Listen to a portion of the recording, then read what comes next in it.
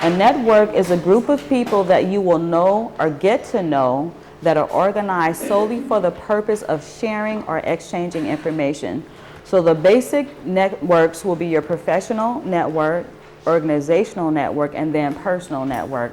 Now, among the three listed here, the personal network is easier to begin because it always starts with people that you know or people that you've been in acquaintance with in the past year, someone that's provided a service for you, medical, friend, lawn care, mechanic. So this is easier to start, but if you are going to begin a network, always begin small so that you're not overwhelmed, because it is such a great task to start a network. And you always want to make sure that the people that are going to be in your network, you can trust them, because networks are a group of individuals who are comprised solely for the purpose of you get together, you share, you exchange, but then you have to keep in contact with one another, and then you begin a representation of the group, not just what the individual effort is for that person who's networking. So that's the easiest. And then on the organizational level, you would think about churches, community businesses, Chamber of Commerce, and then on the professional level, colleagues, attorneys, doctors, and then so on. So who's in a network? These are all people that you know, and when you begin to list with the categories under professional, organizational, and then personal, if you don't want to go back to the old Rolodex style because it's easier, a lot of people haven't started using the computer yet. So if you like to still touch and feel, Rolodex, flashcards, and then print out an Excel sheet, and on your Excel sheet you're going to list the three categories, and then under each title, or if you want to add more titles, then you begin to list persons that you either have a phone number to, or you know someone that has a phone number. On this jobhunt.com, there's a directory of professional and industry associations and societies on each category. And this is just a short version because I wanted to get just an example so you would see how the associations are comprised. So associations can be for-profit or non-profit, but they're networks of organization. And when you get ready to click on any of the links here, what you're going to find out is that all of these associations are specifically for networking, nothing else. So if they say, oh, we don't have a job for you today, don't worry about that. Your information and your introduction is most important. And if you want to upload your introduction on YouTube, you can come to the One Stop and do that, because that is a service that we will begin providing in late August or early September. So we began first the video resumes, and we're waiting for some equipment to come in, but you can still come in and practice during our mock interview workshop on your 2-minute introduction or your 2-minute presentation. So when you get ready to go on any of these websites, you already know what you're going to say, and what you're going to present here, you can also present on a networking cover letter.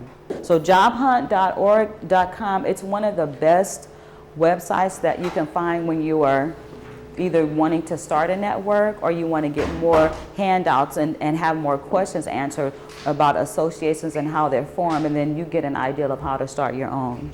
So what is networking? Networking is a process of developing and cultivating informal and interpersonal contact for a relationship. So think of you being the first person of your group. So you have an idea of many people that you know. But then when you get ready to actually list these people, you're not going to list everyone that you know. You're only going to list people that you want to be on your first line or your main line, or people that you want to represent the network as an advisor or a member. And you don't pay people for this, okay? So everyone's volunteering. So on your first line, this is almost like your first line of defense. Everyone's getting together and they already know why the organization is going to be formed. So once you get your first line, then from that first line of people, then you continue in, they will introduce you to other people, you start up a second line, and then it keeps going on. Remember the House of Commercial? You go on and so on and so on. Remember that was many years ago. I was a little kid, but that stuck in my mind. So this is actually, it's almost like the concept, the power of multiplication. So once you have your first 6 people, then your second 6 people, your third 6 people, your fourth 6 people, until you actually have a body or a group of people that can share information, because the power in the information is getting the connection that you want. That's where the power comes in, because that connection is going to uncover the hidden job market for you. So everyone knows why we're all networking together, but we don't just come out and say, hey, give me a job. We don't do that. We're networking, and then there's formal procedures that go along with the process of networking. So remember that networking is not opportunistic. So when you meet people, you don't just go hand out a resume for a job in lieu of making a connection. So a lot of times what someone will say, oh, they take the desperate mode, here's my handout, help me find a job, here's this. Wrong approach, because then people will shut you down from a network. If you're trying to get into a network, they won't even welcome that, because they understand the procedure that's behind it. So always remember, if you're going to hand out a resume, do it after you've done your introduction. So most of the people that are in networks understand what the introduction is. So the purpose of networking is for exposure. So what is exposure? Exposure is a detailed self-assessment of your professional or vocational profile. And then where is it exposed? It's exposed in a connection of a network.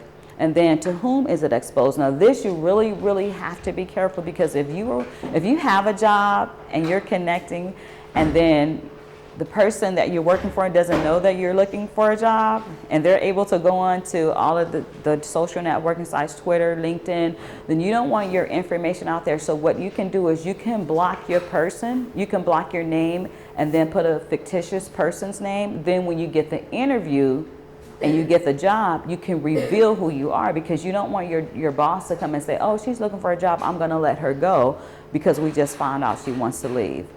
So you don't want to do that. You want to be very, very careful about networking, because you don't know, once it goes on the internet and it's posted to a website, your information becomes property of that website. So you don't want someone else to come in, find out what you're doing, and then kind of stop your progression. So to whom it is exposed is directly with people who have information about the area of employment that you're interested in. And remember that when you're on these networks, that there are groups, subgroups, especially with LinkedIn, and what the subgroups are, they're the final stage where all the information has been collected on any person who wishes to either transition to another job or to start a new job. So in the subgroup, the recruiters for LinkedIn, they actually hand over these resumes and the information that they're collecting from their website to the actual employer, so that you can get an interview. So are you prepared for the exposure? Being prepared means that you're going to determine what the basis of your presentation will be, what the cost is for you and the prospective employer. So now, Harry, he's looking for a position in engineering. She's going to be his employer. She's checked Facebook, Twitter, LinkedIn, and then there's like 5 new ones that just sprang up about 5 weeks ago. I've been checking the internet for that. And so now she's going to check him and find out by his last employer how many years he worked there, how old he is, and then they're going to figure a package and say, well, what is it going to cost us to hire him as an engineer? Should we bring him on as a contractor instead? Should we make him another offer? And if we bring him on as a contractor, we won't have to pay benefits. So the cost will be your investment in by doing your research in the company, and if you are willing to take a pay cut or to not have benefits if you don't have them already. So in everything that you do, you want to consider what the actual costs are going to be from the beginning. So if you're looking for employment, then you're going to convey all of your experience from a professional level. You're going to inform the hearer of your ability or desire for continuing education. From there, if you are comfortable with that level, then transitional employment, this is for someone that already has a job, or they are in school and they're transitioning from school to career, from career to career. Then they're going to really examine what their current role is, or their current function, or if they're even capable of transitioning using transferable skills, transitioning from one job to another job in a different industry. So if you're going from career to re-career, when was the last date of employment? If you're an actor, when did you submit and write your last script? When did you have a performance? If you're in the entertainment industry, when was your last project completed? And then if you're not working, or you say that a person was working full-time and their hours were cut part-time, what has happened during the transitional period? If your hours were cut part-time, were you able to volunteer at an agency? Did you go back to school to learn a new skill? So that part you have to be prepared to tell in your profile. And then how is what you are doing currently different from where you were? Like if you were a marketing rep and then you want to go from, let's see, retail sales in the grocery industry, but then go to the healthcare industry because that is so big, healthcare industry is gonna boom. Then what you're doing, where you were, how are the skills the same, but then how are you gonna transfer to a different industry? So retail, grocery industry, food, and then you're gonna think about medicine. People are sick, they need medicine, insurance industry, there's money available. So you wanna write everything down because you're getting ready to do your exposure.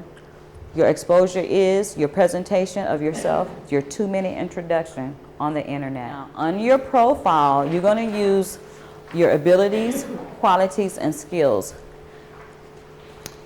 If you're good at assessing teams, assessing paperwork, assessing reports, you're good at math, then of course, you're gonna make your first sentence around your ability. Your qualities, you can throw that in at the end because everyone knows detail-oriented. If you're not going to school for a scientist or to do research, then you can leave that phrase out. Results-oriented, you can leave that out because everyone wants results. So you want to go with skills and abilities. That's going to be your stronger 2 sentences. Now, if you're in sales, then of course, persuasion is going to be your top ability, and you can switch and mingle whatever you want. Qualities are things that you really don't have to work on because they're innate abilities. Skills and abilities as far as public speaking, engineering, these are things that we have the ability to do, but they require nurturing, ongoing nurturing. When you blend the two and you're making your profile, you want a strong introduction, and then you blend it in at the end to go on so that person will be able to ask you questions because you want to keep the communication, the connection open. The more interested they are, the more you get a connection into a network. When I read this, I was baffled. I kept thinking, so this is why people continue doing what they do when they're at work, because it's something that they like. Now, if it's something that they don't like, because the fact that they're getting paid to do, and they're getting some enjoyment out of it, because things that you don't enjoy, you won't do. So there's a level of satisfaction even in doing some of the things that you don't like to do, even if it's taking your break and being with your friends from a job that you hate. And then true enough, people do that every day. They take a job because they know that they have to work. And then their escape method is lunchtime, break time, when the bell rings at 5 or 6 o'clock and it's time for me to go home. So now your introduction. Presenting the introduction is much like preparing a speech. You determine your audience, research your contact to make your connection fluid, organize your information, write a 2-minute speech and proofread it for accuracy, and then practice, practice, practice. So the people that are in your network are people that you're going to practice with. But of course, before you ask them, always find out their availability. Find out what day they can set aside 10 minutes, 15 minutes, just to hear your 2-minute introduction. Because when you get ready to do that, you're going to know it. Just like you wake up in the morning and say, "Hi, my name is Deloria." You're going to know this because this is your profile. This is who you are. It's everything that you have that's work related, that's personal, that's private, but you want to put it in a 2-minute clip. Always be prepared to meet people face to face to build a strong relationship. And if you can't do this immediately, send a networking letter. Now, immediately means if you've been in a network for 3-4 weeks and you got a connection, you can't meet them within 2 weeks' time, then send a letter. In addition to joining a professional network such as LinkedIn, occasionally pick up the phone so you can connect on another level and create greater intimacy. Don't forget the annual birthday and holiday cards, and the toasters should be necessary. So toasters are the holiday parties. And don't forget to send a cute internet jingle. So one thing about a network is much like having a relationship with a best friend or someone that you want to get to know. You have to actually build the relationship, and you do things within the network that people enjoy. You learn things from other people.